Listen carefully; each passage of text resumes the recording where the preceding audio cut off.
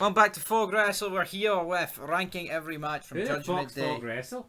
It's Fog Wrestling. Oh, that's not what you said. Aye, it is. Alright, we're here with every match. Judgment Day 2002. If you think I'm just the right guy at the wrong place at the right time with the wrong microphone, making the wrong video, saying the wrong word, then you're just a worse YouTuber than I thought you were. Look so pushed to me. That's what's coming at number 8. Alright, number 8, tag title match. We're ranking all the matches in case anyone didn't get it there. I already explained slightly that. off topic. But yeah, number 8, last match, tag team title match.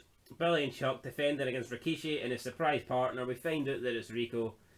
It was just a lackluster reveal, and then I thought we were going to get a half decent return. And then they I knew it was Rico, but I mean, you're hoping for somebody good. But I know, but then like they actually win. I'm like, but that just ruined that fucking run. Yeah, Rico goes for the spin kick, takes out Chuck by accident, and then I believe what Rikishi kicks. I don't know. Rikishi gets the pin after fucking Chuck gets hit with this Rico side kick.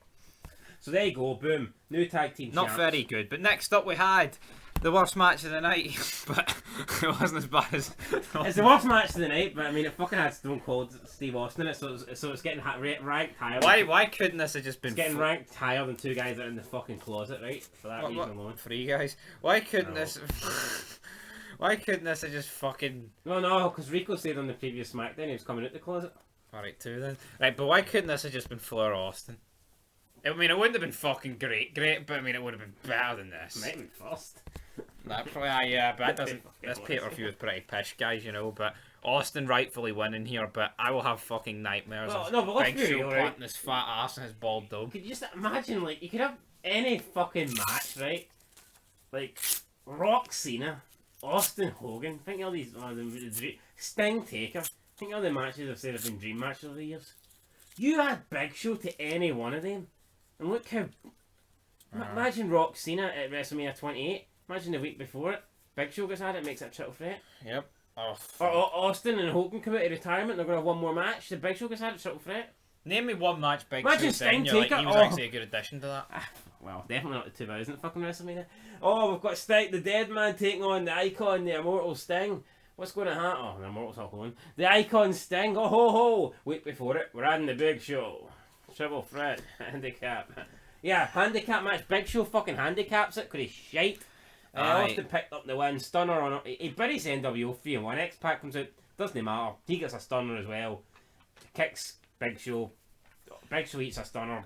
X-Pac eats a stunner. Point of the matter is, guys, Big Show's pish, and there won't be a match. I am not looking forward to his title run at the end of the year. Hey guys, I'm just trying to quickly explain how these match finishes, but this guy doesn't seem to give a shit. Big Show sucks. That was number 7. Let's move on. Right, next up we had another match that sucked, and another match we've seen 1,000 fucking times. We've got Brock and Paul Heyman taking on the Hardy Boys. This needs to just... This match sucks so bad I can't even remember how it ended. I think one he hits the F5 on Jeff, and then he just drags... Well, Heyman comes over and pins him. Well, I think Matt's on the apron, and then Jeff gets hit into Matt, and that takes Matt to the side. There was a part where I think the Hardys start double teaming Lesnar, and then Lesnar goes to the side. Heyman somehow gets tagged in, or he gets chased around the ring or whatever. Heyman doesn't get to take a move. I mean, I get the whole point. Oh, they're trying to build Heyman up here because you want to see him get hit, but you'd think that Heyman could have took a swanton. It would have been a nice padded landing for Jeff, but nah, didn't happen. Didn't take a twist of fate either. No, took hee-haw for them. Just stood in the apron and then got the pin. He takes more bumps in 2021. What's going on? Does he really? Anyway, next up though, we had the Intercontinental Championship. We had Eddie Guerrero taking on... The Intercontinental Championship. Suck up.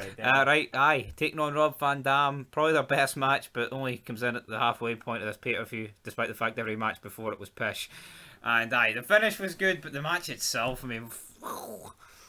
Again, I just think fucking Eddie Guerrero's massively overrated. Right? No, I don't care. You said the finish was good here, but all it did is prolong this fucking feud, even though it looks pretty dead on Raw. But the way you... this shows you they don't have a fucking clue what they're doing, by the way. So they do this finish. Well, I say the finish was good. I mean, it was a wee sequence, so RVD goes for the roll up, but it doesn't get it. I know, but how can they do this finish, which says to me they're going to do a match later down the line, but then they have Taker Van Dam? Well, who else have they got for Taker to go against? True, very true. Well, you've got fucking Austin doing hee-haw. Well, that's why I know we've seen it 100 times, but fuck it. Good luck with that shit. Good luck with that shit. Hey Daniel. But this match was pish. You were going to say some sort of analogy there, weren't you? No, I was just going to say, I don't rate Eddie Guerrero. Death puts a lot of things into perspective, but also overrates people. I think... No, that's a nice line. Who'd you steal that from? What? No one's named it.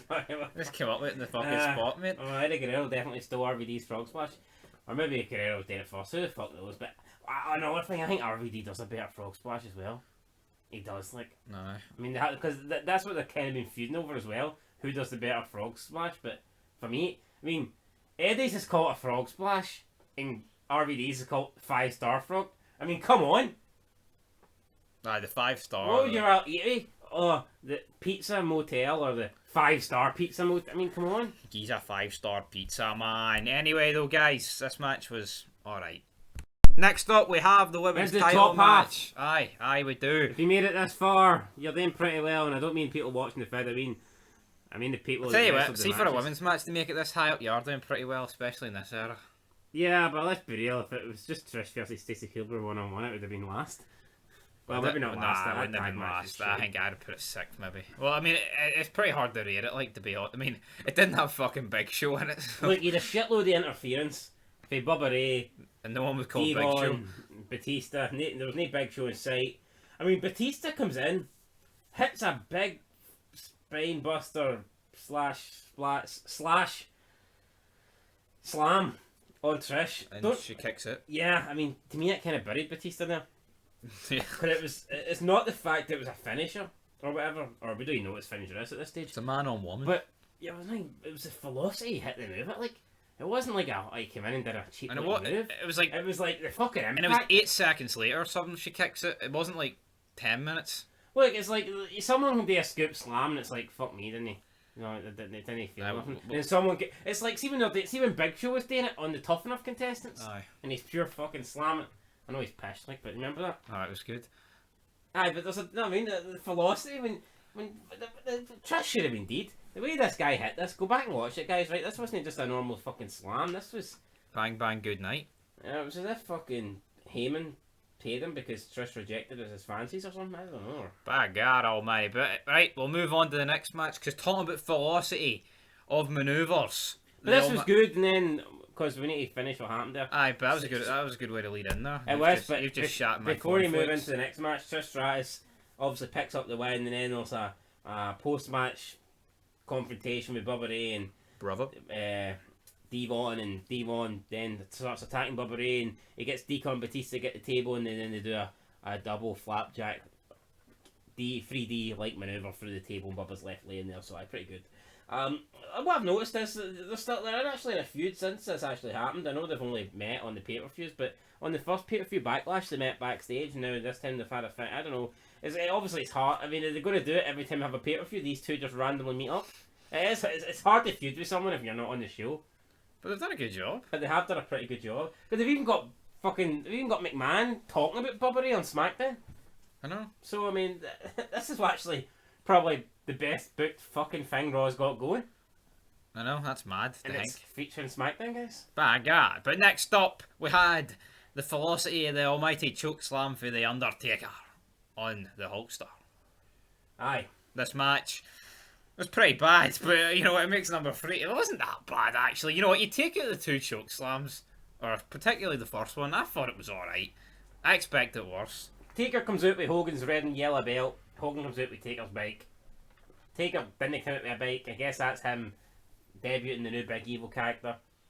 And they have a match. I mean, you don't really expect Hulk Hogan to have a great match, do you? No. It was alright, it was good, whatever. Hogan hits the leg drop, Taker kicks out. I don't recall many people kicking out the leg drop, to be fair. But Taker did it. McMahon got involved. He gets dragged in over the top rope, lands on his head. He gets a leg drop as well for his troubles. But then Taker, I believe, hits Hogan with the chair. Didn't he? It was a chair. I was going to say low blow, but it definitely was a chair. Choke slam. He hits him with a slightly better choke slam than he hit him with previously. At least this time he got Hogan about 2 feet off the ground. Last time he got him about 2 inches off the ground. And that was it. Taker picks up the win. Then after the match, beats him down with the chair. Debuts his new guillotine chair. I'm going to snap your neck in half. Adam Apple. Like, I'm not saying Hogan's light, but I just don't get how he couldn't get him higher. Like I know, like you're a spastic, right? No, I know, no, I don't mean just takers, but I don't get why Hogan couldn't even get himself like either one of them. It takes cooperation, right? It needs to be timed, and Hogan's obviously fucking sandbagged him. Maybe not on purpose, maybe just. Well, maybe it was. No, I'm just honestly surprised it was that bad. Like for both parties, I know you need cooperation. I'm sure there was heat here because fucking Hogan buried Taker, did he know? In WWE. No, what 91? Something probably Taker's getting his. I think Hogan. Taker getting his good back. Fucking Hogan sticking it into him. Aye, well. Next up though, who went on to have a better career? Let's be honest. The Immortal Undertaker. Right. Next up we have Kurt Angle against Edge. Hair versus hair match. Well, I think you could actually argue that people view Taker as a bigger legend than Hogan. Even though Hogan's a bigger star, I mean, a lot of people would say who's the greatest of all time. A lot of people say Taker. I know. Just due to like longevity and his fucking character. His streak. I mean, a lot of people do say like, you ask who's the best, and I'm not on about who's the biggest draw or who put on the best matches or who's the biggest star. I mean, just in general, if you ask that question, who's the greatest of all time, a lot of people do say Undertaker. I think they've got a point. Probably because a lot of people for Hogan's era are dead in the 80s, you know. Well, Taker pretty much lived in every era. Apart from the 80s. Yeah. I mean, he lived in the 90s. 2000s. Attitude Era. 10s. Ruthless Aggression. The New Age. I mean, Saudi Arabia's coming up, so you'll probably get called up for another match. Taker, get your shovel. We need you. Get your decrepit ass out here, buddy. Right, anyway, up next, number 2 on this list is Angle versus Edge.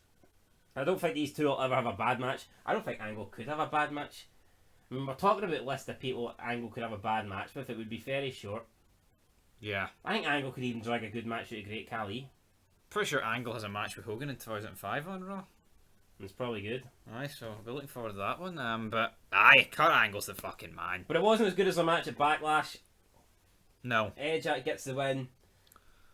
But Angle isn't happy with it. He's not going to live up to the agreement. He's not going to get his head shaved. Eventually, he ends up getting it shaved after about 20 million segments backstage with Angle getting chased by Edge. It looked at one stage like Angle was going to get Edge in the chair and shave his hair, but Edge counters with a sleeper, chokes out Angle, puts him in the chair, starts shaving his head, then puts the shaving foam all over his head, hits him with the mirror. Angle wakes up, oh fuck, look at that, and then runs to the back. And Edge is all happy with himself. Never gonna stop me, never gonna stop. And that's number 2, guys, never on this list. Now, moving on to the number 1 match of this pay-per-view, Judgment Day. Yeah, arguably, maybe the most anticipated match heading into this show. You could argue, I mean, it's a Hell in a Cell match, so you expect big things. Did we get big things? Not really, but it's... The only big thing in this match is Triple H's nose. And that's saying something, brother. Is it saying something? Who knows? Yeah, I mean... It was... Apart from the Boss Man Hell in a Cell, we've said it 100 times, it was probably the worst one to this stage, and it's... I just remembered nothing from this, and I will remember nothing from this. Look, it wasn't bad, right? But the problem is, apart from the Big Boss Man Taker Hell in a Cell match, every Hell in a Cell match on a pay-per-view has been great. Yep. Even the 2 I've seen on Raw were better than this. Yeah, it's just like... They were. This just... And they've no right to be. No. Because this is fucking pay-per-view. I mean, probably the best part was when the referee got injured and stuff, and then Jericho starts barring him. I mean, that's not really, shouldn't be the best part, was it? Best part of the Undertaker one wasn't when the cameraman got fucking injured. Oh, he just beat up a cameraman. You know what I mean? Tim White! But, and then the refs come in, like Tim White's like the fucking save it holy grail. I mean, it's just like... Who gives a fuck? Let him bleed. Anyway, Tim White is bleeding quite a lot here on the outside. There's weapons involved, steel steps, ladders, but not a lot's done with them, to be fair. Jericho's busted open, Triple H is busted open. They go on top of the cage, and then they finish the match on top of the cage for at least 5 minutes. Not a lot gets done on the top of the cage. They're walking very gingerly. It's kind of awkward. They can't do any moves. Can't really do anything on the top of the cage. Jericho counters the pedigree, but then Triple H hits him with the sledgehammer. He has Triple H in the walls of Jericho on top of the steel cage as well. Referee climbs up, as well. Jericho gets hit with the 2x4 and barbed wire, and then Triple H hits him with a pedigree. Triple H wins, and he celebrates. Jericho's laying there, looking pissed off that he lost or whatever. Both men bleeding. Ranks number 1, but it wasn't that good, so... Yeah, the pay-per-view. But I mean, like, I'm looking at. I mean, you compare the first 2. I mean, they're out of this world, and then at least the Armageddon one had the mayhem with the 6 men. You had the big Rikishi spot at the end. This was a bit. I had Foley Triple H as well. I mean, Foley Triple H was fucking quality, you know. I mean, like, there's no title on the line here, really. There's not. I mean, what is there on the line? It's kind of fuck all. It's kind of just To me, I think I'm this would have been Vince McMahon's lackey going up against the guy he doesn't really like at the minute. I think this could have been a loser leave SmackDown match. Yeah. I mean, they both end up moving the Raw anyway, so they may as well could have. I mean, you could have done something up the stakes here, but I don't know. Just I mean, it wasn't bad, but did this really need to be Hell in a Cell? No. Don't know. But anyway, guys, that's it. You know, it was alright. Like, the match itself, I'd probably give like a 7, maybe. Aye, but when the first 2 Hell in a Cell matches are 10s, then you've got a lot to live up to. Exactly, guys. But anyway, that will do it for this vid. Like, comment, subscribe. top 5 moments coming up next.